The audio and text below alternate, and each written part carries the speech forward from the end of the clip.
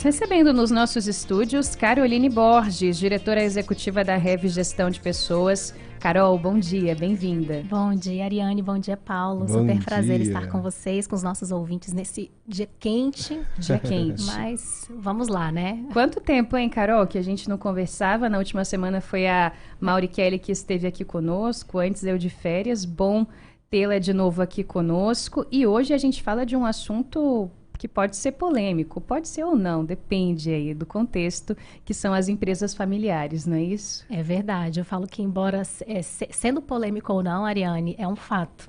Para a gente ter uma ideia, de acordo com os dados aí do IBGE e também do Sebrae, 90% das empresas no Brasil seguem o modelo familiar. Caramba! Olha. Elas são responsáveis pela produção, né, por 65% do PIB e dispõem de cerca de 75% da força de trabalho no Brasil. 90% das empresas do Brasil? É muito, É né? muita Não coisa. fazia ideia desse cenário. É bastante. E assim, mesmo sendo a maioria, grande parte das empresas familiares, elas não conseguem permanecer ativas por muito tempo. Então, cerca de 70% não sobrevivem à geração do fundador. Então, não sobrevivem da primeira para a segunda geração e apenas 5% chegam à terceira geração. Olha isso. Precisamos de um foco maior, né? De uma lupa maior ligada a essa natureza de empresa, que é a maioria absoluta aí no nosso país. Que coisa. E, Carol, o que caracteriza uma empresa familiar, assim? Tá, uma empresa familiar, primeiro, que é um dos modelos mais antigos do mundo, né? Então, grande parte das gigantes corporativas se iniciaram com esse sonho de empreender entre pais, filhos, parentes. E uma empresa familiar é aquela em que mais de um membro de uma família contribui para a administração, para o investimento, para a operação do negócio. Essa participação ela pode ser direta ou indireta.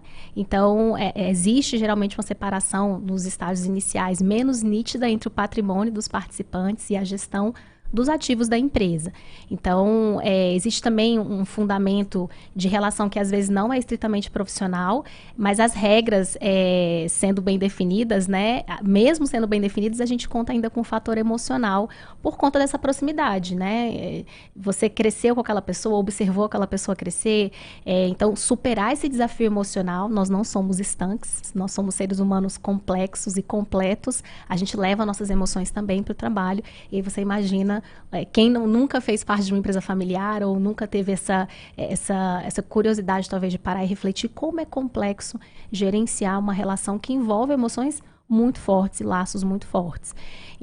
Então, existe sim estigmas, Ariane, sobre as empresas familiares, sua efetividade no mercado, mas nós temos aí gigantes no mercado, que obviamente são profissionalizadas, muito profissionalizadas hoje, mas elas não começaram assim. Então, empresas que têm controle familiar ainda, como, por exemplo, Gerdau, Votorantim, Magazine Luiza, são empresas que são de controle familiar ainda, mas começaram numa estrutura pequena e familiar. Tá? Então, temos vários exemplos. Muito bem, Carol. E quais que são, então? Você me disse que, apesar de serem maioria no Brasil, muitas delas ali não resistem muito à largada, né? Começam e daqui a pouco se dissolvem por diversos motivos.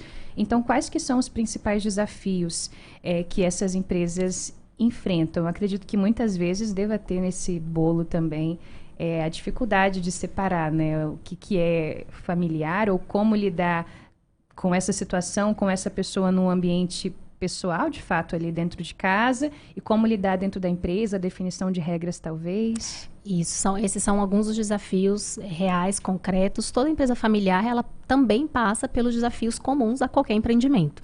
Então, além desses desafios, existem alguns outros que a gente precisa olhar com carinho, com cuidado, quando se está envolvido na gestão de uma empresa familiar ou estou pensando em abrir um negócio com alguém da minha família, alguém muito próximo. Primeiro, é importante a gente falar sobre modelo de gestão. Ou seja, qual é o melhor formato, o melhor método para que a gente consiga fazer o resultado da empresa acontecer. É muito comum que empresas familiares tenham uma gestão que a gente chama de paternalista. Né? Um membro apenas, normalmente aquela pessoa que iniciou o negócio, centraliza as decisões, às vezes ouve poucos sócios e os colaboradores, acaba tomando decisões com base exclusivamente no que ele ou ela acha, própria. Exatamente. E isso vai funcionar até certo ponto e dificulta muito o crescimento da empresa para que ela realmente se torne lucrativa e sustentável. Então, esse é um modelo de gestão que a gente considera mais comum, existe esse estigma dentro da empresa familiar, mas nem todas são assim. Algumas vão evoluindo evoluindo para outros formatos e até já iniciam em formatos um pouco mais à frente. Então, definir esse modelo é importante. Então, vai ser uma gestão mais participativa, que às vezes é mais centralizadora, ainda é centralizadora, mas é um pouco mais flexível que a anterior. Os principais gestores do negócio convidam membros de dentro e de fora da família para participarem das decisões, fornecendo dados, ideias, né, para transformar a empresa numa empresa mais inovadora, mais criativa. E o que a gente fala de um modelo de gestão mais profissional. Elas investem no gestão mais profissional, geralmente elas têm mais sucesso, essas empresas, essas que eu citei, por exemplo, são totalmente profissionalizadas, claro, e os membros da família reconhecem a necessidade de que eles são donos de um negócio, e é importante lembrar, há o apego, mas uma empresa é um patrimônio. Então, eu preciso ter essa separação, independente da empresa ser familiar ou não, mas reconhecer essa necessidade, essa objetividade de tomar as decisões de forma inteligente, profissionalizada, especializada e buscar realmente perfil de colaborador que ajude nessa análise das informações para tomada de decisão. Um outro desafio grande é estabelecer a cultura de trabalho. Como é que vai ser a cultura que a gente vai adotar aqui dentro e, né, o nosso relacionamento aqui dentro, como família, com os colaboradores. A tomada de decisão é só dentro da família? A família detém todo o conhecimento necessário para fazer um negócio bem sucedido? Às vezes, uma família começa a investir desde muito cedo nos sucessores, e são pessoas extremamente bem formadas, também temos vários casos, mas isso já foi bem direcionado desde o início, às vezes, da carreira daquele profissional. A cultura de como é que eu vou investir no negócio. Às vezes há uma dificuldade de focar o investimento em certos lugares e até em planejar muito à frente, aquela visão de esse aqui é o nosso ganha-pão, a gente precisa tirar o dinheiro hoje. Para um negócio ser sustentável, eu preciso olhar para frente. A família está preparada para isso? Precisa contar com ajuda externa para balizar essas questões relacionadas ao financeiro, ao investimento, à inovação do negócio? E a própria relação de sucessão. Muitas vezes empresas familiares até pensam na entrada, como vai ser a entrada de novos membros da família no negócio. Quem entra, quem não entra. Entra porque precisa ser ajudado? Ou entra porque realmente tem a competência para trocar aquelas desafios, aquelas missões diárias? Mas uma questão que muitas empresas não pensam é como é que é a saída da pessoa. E se não der certo? E essa pessoa tem cotas da empresa. E se ela resolver sair, não vou fazer outra coisa, vou voltar para o mercado corporativo, tenho um outro planejamento de vida, vou abrir um outro negócio, não quero mais. Como é que vai ser essa saída? É importante que isso esteja mapeado, desenhado e combinado. Aquela ideia do combinado não sai caro. Também, às vezes, pode começar, me veio à mente, vamos dizer, começa uma empresa a partir de um pai ou de uma mãe. E aí ele quer passar para os filhos, para que isso continue ali dentro da família. Mas, de repente, o filho não quer. Não é? É muito comum também. Muito comum. E aí é uma quebra e você tem que estar preparado também para essa dinâmica, de ser uma vontade de um membro da família e não ser do outro, enfim, é complexo. São sonhos, né? Um negócio, a gente já falou um pouco sobre empreendedorismo, é um assunto que está sempre na pauta, a nossa coluna tem a ver com isso, mas o empreender é um sonho, e às vezes é um sonho que pode ser que a gente esteja sonhando sozinho, não pode não ser um sonho da família inteira. Como é que a gente vai lidar com isso? Carol, aproveitando o gancho da pergunta da Ariane aqui, do que ela falou agora, me veio à mente aquela série Succession, que fez bastante sucesso agora. Sim. A Ariane falou sobre pessoas que às vezes não querem dar continuidade aos negócios dos pais. Mas na série, por exemplo, são 4 filhos disputando o império criado pelo pai. Como é que a família gerencia isso, assim? Porque às vezes você tem ali... Não é porque a pessoa é familiar que eles se dão bem necessariamente, né? Às vezes eles não se gostam e estão naquela disputa por um patrimônio, pelo futuro da empresa. Como é que a empresa lida com isso? Aí começam a entrar nas polêmicas, Ariane, né? A gente Familiares. gosta de polêmica. Bem, a série é maravilhosa. A gente fala que a gente tem bem aqueles estereótipos mesmo, e eu acho que ela foi muito bem sucedida em trazer esses estereótipos para a ideia do que seria uma empresa familiar naqueles extremos que às vezes a gente imagina e que acontece. É real, acontece. Os personagens foram muito bem trabalhados. Mas, de fato, às vezes você tem um fundador extremamente centralizador, é comum isso acontecer, mas não são todos. E filhos, obviamente, com características diferentes. Nós, seres humanos, somos diferentes.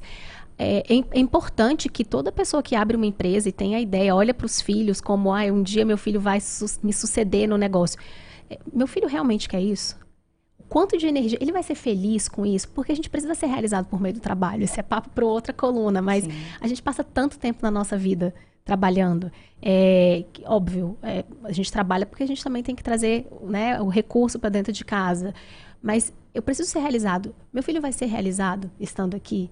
Faz parte do que ele é, da essência dele? Como é que eu posso prepará-lo? Começar a prepará-lo desde cedo. Às vezes a família já tem um negócio e as crianças ali da família começam a ser preparadas muito cedo. Tem várias histórias de negócio que as crianças começam a ser preparadas muito cedo para aquilo. Mas vai chegar um momento de tomada de decisão.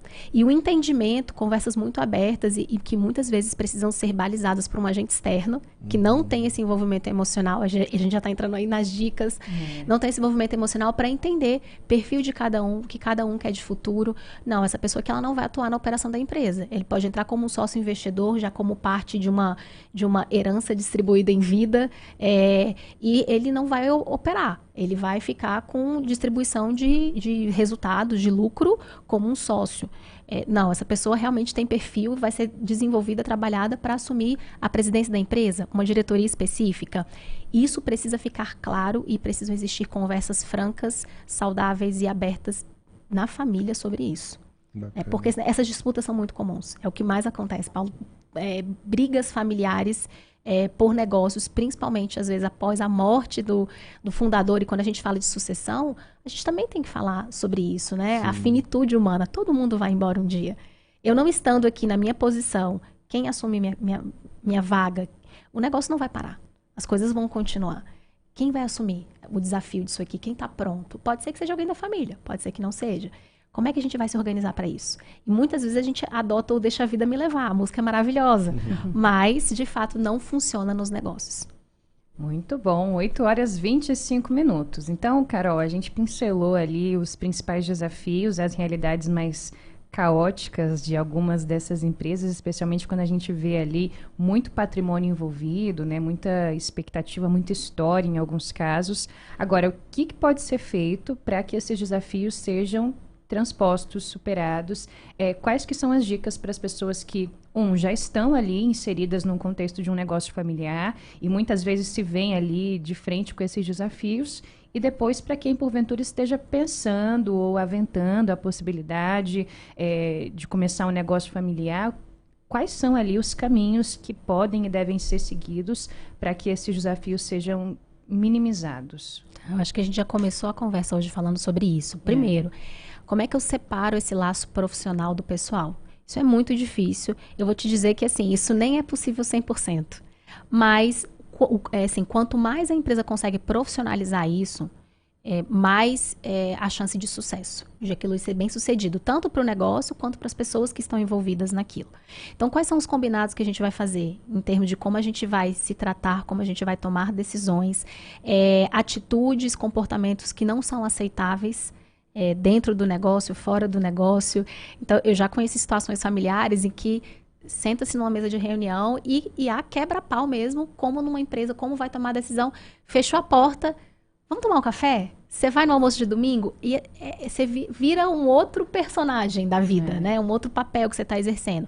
Como a gente também conhece situação em que, às vezes, numa relação familiar dentro de um negócio, se discute por um tema e você vê aí tios e sobrinhos, irmãos, sem se falar durante anos, durante meses, por conta de uma questão familiar. Então, muitas vezes, e aí vai a dica 2, é necessário se contar com ajuda especializada.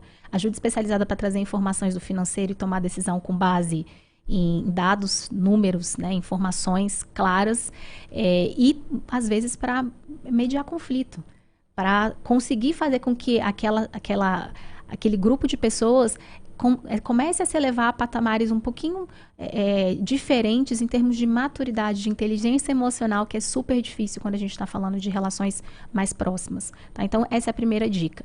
E a segunda, né, que já foi de brinde.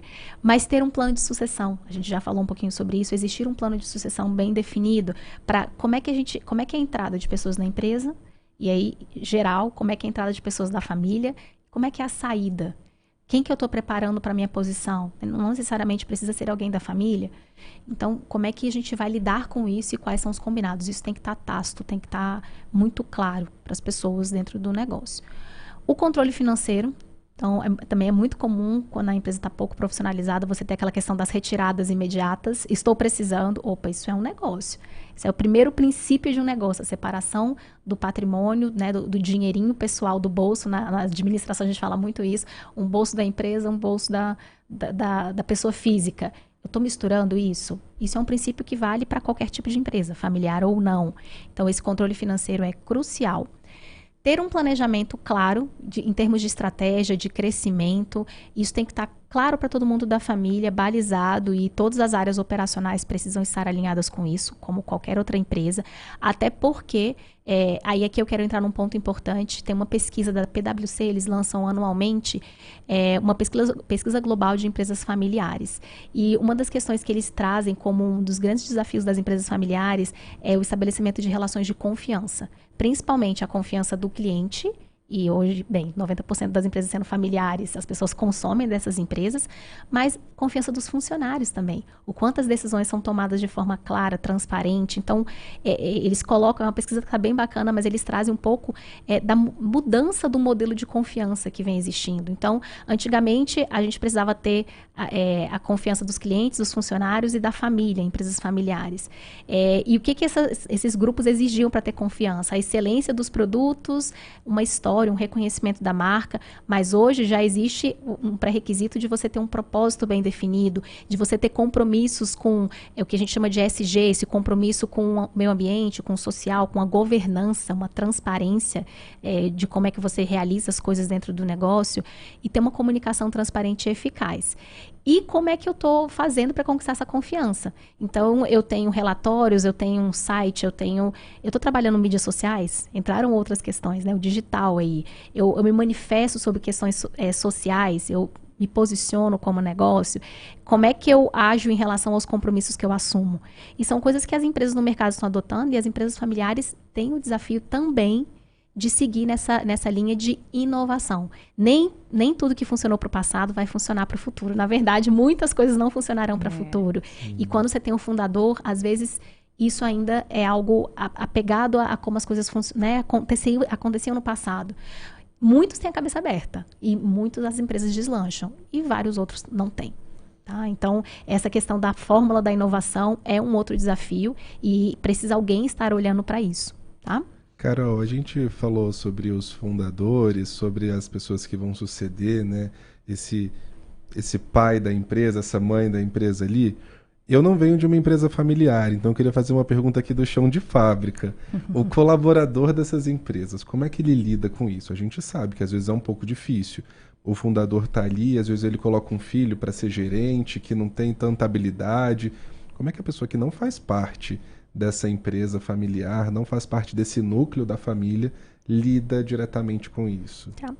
Geralmente são pessoas que têm um jogo de cintura bastante grande. Aí fica já a dica para mercado. Você está selecionando alguém que está precisando, né, está querendo se mobilizar. Às vezes é alguém que passou muito tempo dentro de uma empresa familiar. É uma pessoa que geralmente ela costuma ter jogo de cintura bastante grande. Por quê? Porque ela precisou transitar num ambiente, a gente não fala às vezes de ambientes políticos, mas é um ambiente em que eu estou lidando com interesses muito diferentes e eu não posso causar às vezes um conflito dentro daquela empresa. Eu preciso costurar de todos os lados para eu chegar num resultado. Então, geralmente são profissionais que eles se desenvolvem muito. É um local que você costuma se desenvolver muito. E tem mais. Se você consegue provar um bom trabalho e ganhar a confiança dentro daquele negócio, em muitas empresas, quando o negócio cresce, é a pessoa que vai ser braço direito e vai ascender as posições mais altas do negócio. Você é praticamente cooptado, né, pela família. E você assume posições mais altas e muitas vezes, quando essa empresa vai evoluindo, abre a possibilidade de você ter cotas da empresa, virar um outro sócio.